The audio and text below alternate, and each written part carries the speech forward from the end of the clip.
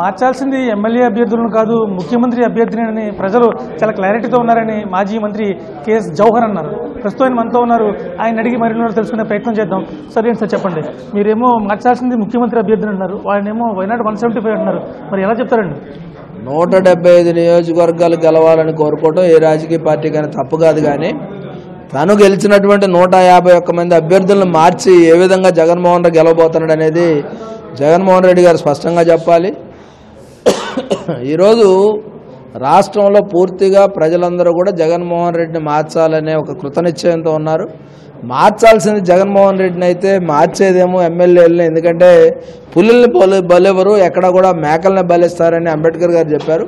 ఆ విధంగానే జగన్మోహన్ రెడ్డి ఈరోజు ప్రధానంగా దళిత అభ్యర్థులను మాత్రమే మార్చడం చూస్తూ ఉంటే ఖచ్చితంగా మేకలను బలిస్తున్నటువంటి పరిస్థితి ఉంది. ఈ రాష్ట్రంలో జగన్మోహన్ రెడ్డికి కాలం చెల్లిపోయింది. జగన్మోహన్ రెడ్డి పరిపాలన ఒక్క ఛాన్స్ పేరుమతి వచ్చిన తర్వాత చూశారు, అనుభవించారు, ప్రతిఫలం పొందారు, తిరిగి రిటర్న్ గిఫ్ట్ ఇవ్వాలనుకుంటున్నారు. కాబట్టి మార్చాల్సింది అభ్యర్థులు కాదు, జగన్ మార్చాలనే దాని మీద మేము స్టాండ్ అయి ఉన్నాం. రాష్ట్రంలో దళితులకు పెద్దపేట వేస్తుందని చెప్పి మాజీ మంత్రి ఆదిమూలపు సురేష్ అన్నారు.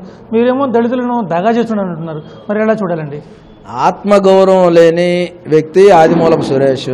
తండ్రి గుర్రాల మీద తిరిగాడు ఆదిమూలపు జార్జి గారు.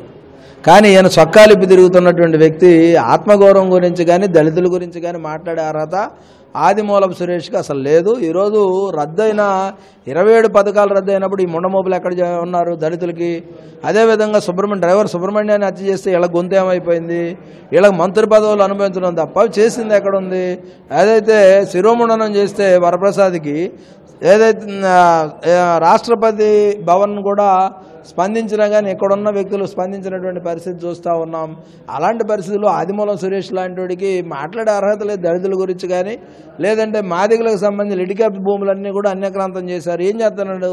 మలుపు పథకం లేదు, దీపం ఏదైతే ప్రత్యేకంగా దళితులకు సంబంధించిన లిటికేప్ భూములు అన్యక్రాంతం అయిపోయినాయి. వాటినేమో ఇళ్ల పట్టాలకు ఇచ్చారు, దుర్గిలో ఇచ్చారు, ఆయన పక్కన ఇచ్చారు, నెల్లూరులో ఇచ్చారు. ఇలాంటివన్నీ చూడకుండా ఆదిమూలపు సురేష్ దళిత వ్యతిరేకి. దళితుడే కాదు, అతను బూర్జువా, దళిత బూర్జువా. అతను వ్యాఖ్యలకు మనం సమాధానం చెప్పడం కూడా అంత కరెక్ట్ కాదు. అంటే మరి అంబేద్కర్ విగ్రహాన్ని 115 అడుగుల అంబేద్కర్ విగ్రహాన్ని స్థాపిస్తున్నారంటే రాజ్యాంగం పట్ల దళితుల పట్ల గౌరవం ఉంది మా నాయకుడికి అని చెప్పి నిన్న చెల్లుపోయిన కూడా అన్నారు. మరి దాన్ని చెప్తారండి? అది చెల్లుపోయినా ఎవరు మాట్లాడినా అంబేద్కర్ గారి మీద గౌరవం ఉంటే అంబేద్కర్ విదేశీ విద్య అనేది పేరు ఎందుకు తొలగించారు? అదేవిధంగా అసంపూర్తిగా ఇప్పుడు ఎందుకు ప్రారంభిస్తూ ఉన్నారు? మొత్తం ఎందుకు పూర్తి చేయలేదు? దాని బడ్జెట్లో కానీ కనీసం నాలాంటి దళితులకు ఆహ్వానం ఎందుకు పంపలా? ఇప్పుడు నేను దళితులనే కదా, పార్టీలకు అతీతంగా అంబేద్కర్ గారిని అందరూ గౌరవించాలి. మరి మాకెందుకు ఆహ్వానం రాలా?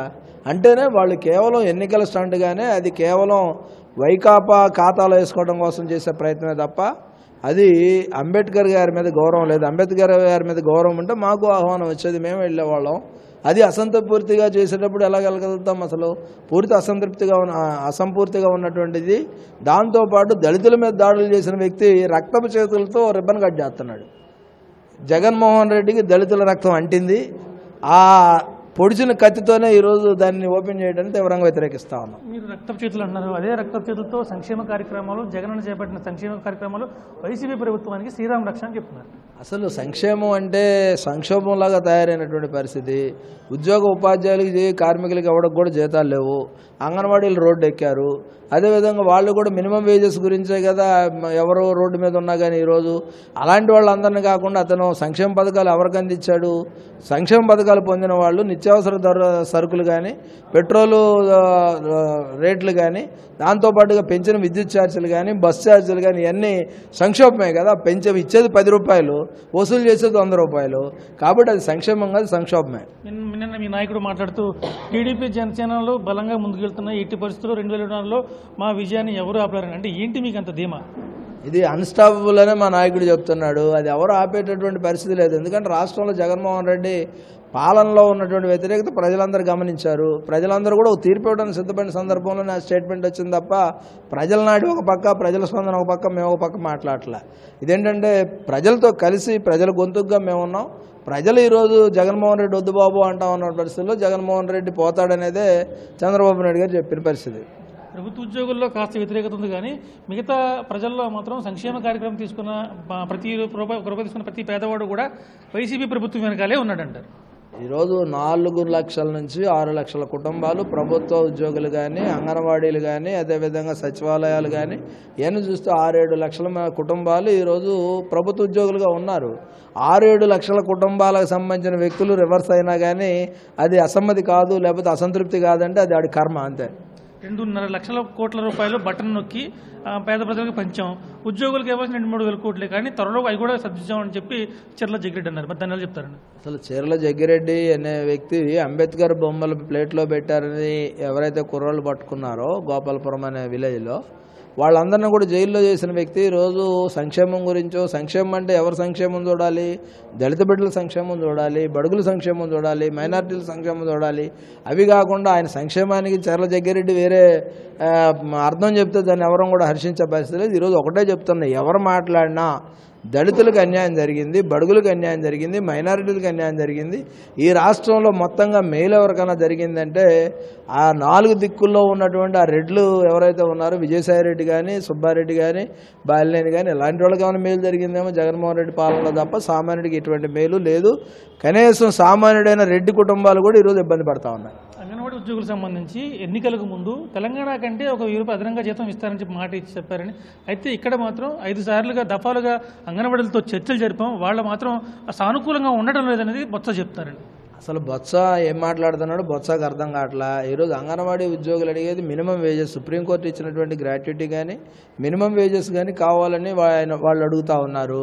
వాళ్ళతో ఏం చర్చలు జరిపారు? చర్చలు ఎక్కడా కూడా ఫలప్రదం అవ్వలే. ఎందుకంటే చర్చించేవాడికి అవగాహన ఉండాలా, ఆ సమస్య మీద అవగాహన ఉంటే ఏదైనా చర్చలు సఫలం అవుతాయి తప్ప ఈరోజు అంగన్వాడీలు మా మాట వింటలేదని వాళ్ళని చెప్పి అసమ ప్రయోగించినా కానీ వెనక్కి తగ్గకుండా పోరాటాన్ని చూపిస్తున్న వాళ్ళని ప్రత్యేకంగా అభినందించాల్సినటువంటి పరిస్థితి ఉంది. మున్సిపల్ కార్మికుల సమస్యలు కూడా వాళ్ళని కూడా అంగన్వాడీ మీద ఎస్మా కూడా ప్రయోగిస్తున్నారు. ఇక మున్సిపల్ కార్మికుల సంగతి సరే వాళ్ళని కూడా పట్టించుకున్న పాపని పోవట్లేదు. అంటే ఈ రకంగా ప్రభుత్వం ఎందుకు అలా వెళ్తుందంటారు? ఈరోజు ప్రభుత్వ వైఫల్యం స్పష్టంగా కనపడతా ఉంది. అదేవిధంగా ప్రభుత్వ ఉద్యోగ కార్మికులు సంబంధించి వాళ్ళు కూడా కీలెరిగి వాత పెడతా ఉన్నారు. పొత్తుల్లో భాగంగా కొన్ని పట్టుకోవాలి, కొన్ని వదులుకోవాలి, వాటికి అన్నట్లకి మీరు జనసేన అందరూ కూడా సిద్ధపడి ఉన్నారా?